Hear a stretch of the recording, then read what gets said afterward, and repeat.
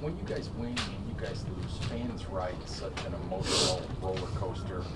The last thing they saw was either the best thing they ever saw or the worst thing they ever saw.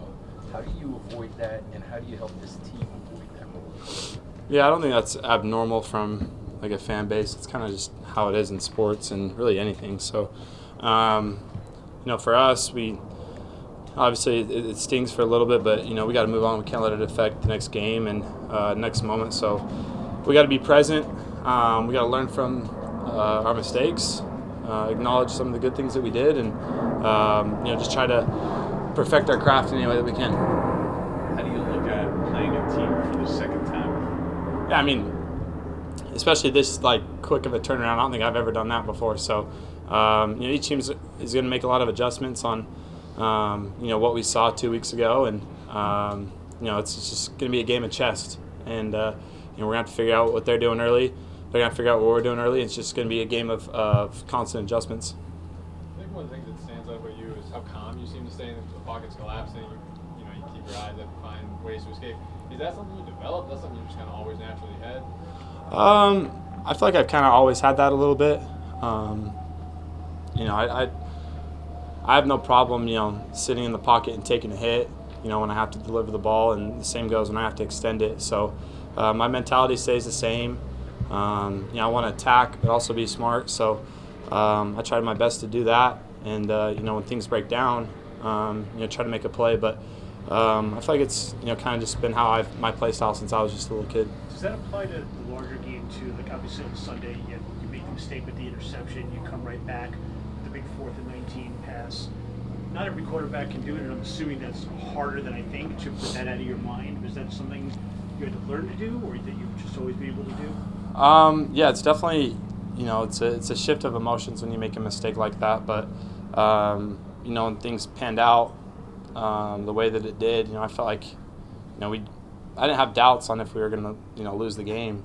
I felt like if we had the ball and we're going to be able to make some plays down the field, and guys, O-line did a good job, receivers did a good job coming back to the ball, and I just felt confident, with the ball in my hand. Do you even know like how you keep your composure, or is it just something that you do? You know what I mean? Like, is there a trick to staying calm in a situation like that? I think that when you've been put in high pressure moments for a lot of your career since you were a kid, you kind of find those moments enjoyable, and at the same time it's when I watched the best players in the world when I was a kid, that's what they were doing. So I think it's exciting to have the ball in your hands in those situations. What have you heard, and Philly's known as a pretty difficult environment to play in. What have you heard from guys about what that's going to be like, and what are your expectations on that? Yeah, it's going to be intense for sure. I can't wait to go out there and compete, and kind of just feel like the hostility in the air, and the rivalry between the two organizations. It's going to be really cool, and I kind of compare it to like an SEC rivalry. So really excited for the atmosphere. I know it's going to be intense, but just excited for it. You seem to like that, sort of play the villain kind of role kind of deal. Is that fair? Yeah, I think a little bit. I mean, I think anybody finds it enjoyable when you're able to win games on the road, and that's something that we haven't done yet. So we're still chasing that, and I'm just excited for the environment. You mentioned before about you've never had to play a team twice in 3 weeks. Yeah. How do you assume that's going to be? You said it's a chess match and things like that. I mean, a lot of these teams, when they after they play you, some of the defensive players say, "Oh, he was pretty good. He's maybe better than we thought." They know you now a little bit, but you know them a little bit. Right. So where's the advantage there?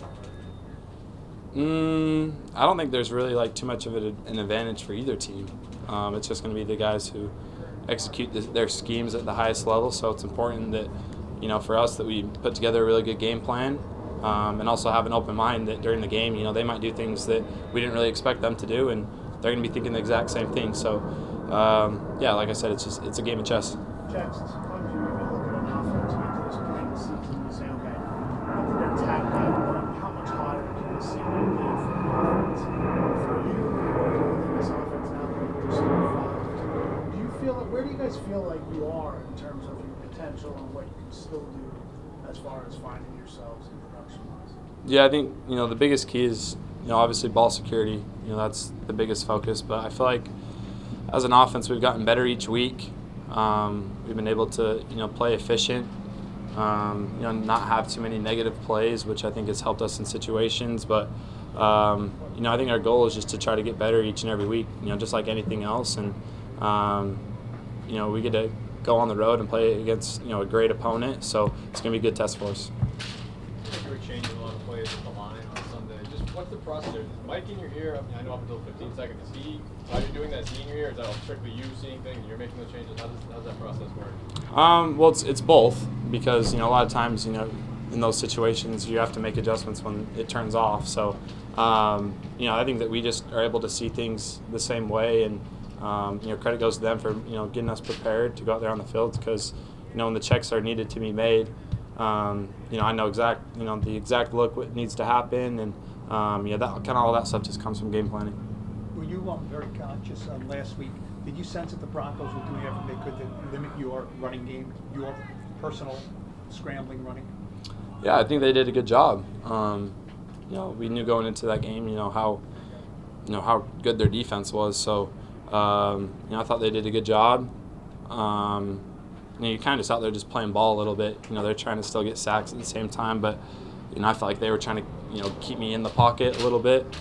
But yeah, it was cool to go against that kind of caliber of a defense for sure. After a certain amount of time, defenses think they have a book on a guy. So you think when people looked at you and they said, "Look, this guy's hurting teams with his legs," much like Jalen Hurts or other guys do, we have to stop that. Is that like the next challenge when they say, "Okay, we're going to stop that because he's really good at that"? Then you have to either do it anyway or find something else. Well, I hope throughout my career that's never the case where teams have a book on me. I try to find tendencies in my game and make adjustments that need to be made, but at the same time, playmakers just find ways to make plays, and I think that's kind of been my mindset. I want to be a point guard of the offense, but when things break down, I want to be able to extend plays and give my team the best chance to have success. Got Jim more after this?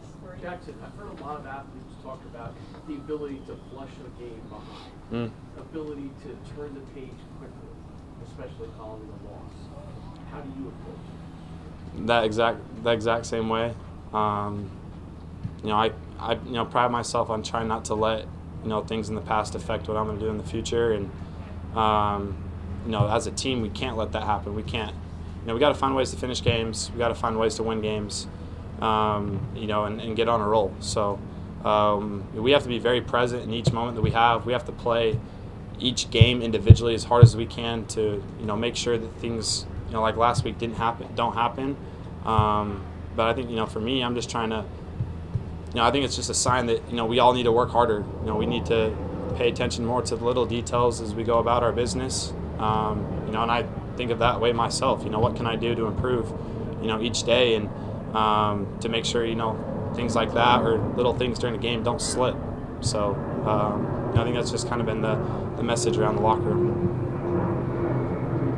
We talked a lot about extending plays. How much does that kind of get you going? Like that, think of that play to Wandale, first quarter offense wasn't really doing much. You make that play, and it seemed like you guys got in a rhythm. Does that really give you a spark when you make a play like that? Yeah, I think it's really big to get your first down of every drive. That's so important. To kind of just get into a rhythm of the offense, and I felt like early on in the game we didn't do a really good job on first down, which kind of put us in hard situations, being in second long and third and long. So when we were able to get that first down, we were able to kind of move fast and put the defense a little bit on their heels. So it's definitely very important to be effective on first down and get that those first 10 yards. Most hostile situation you've been in? Was it Ooh. your past rivalry? You said you're going to feel the hostility in the air. Yeah. What's the most hostile air you've ever felt? Probably like road games in the SEC. Anyone in particular? I mean, LSU's intense, and Georgia's intense, Alabama's intense, Auburn's intense. You guys want me to keep going? Or? And anything personally intense where they were, after the star quarterback on the other team, a little little personal? Yeah, I mean, in pre-games, that's kind of just the cool thing about sports is you're able to go into environments. Usually it's the away teams warming up right in front of the student section of the opposing team, and there's a ton of chirping, and that just kind of builds the environment. So, those are fun things to be part of for sure. Do you like to hear it or you tune it out? No, I like to hear it. You do? I like to hear it You for use sure. it as motivation? Yeah, I mean, it's just like amps up the intensity, amps up the moment, and it's a lot more fun to play in front of that and to play in front of no one at all.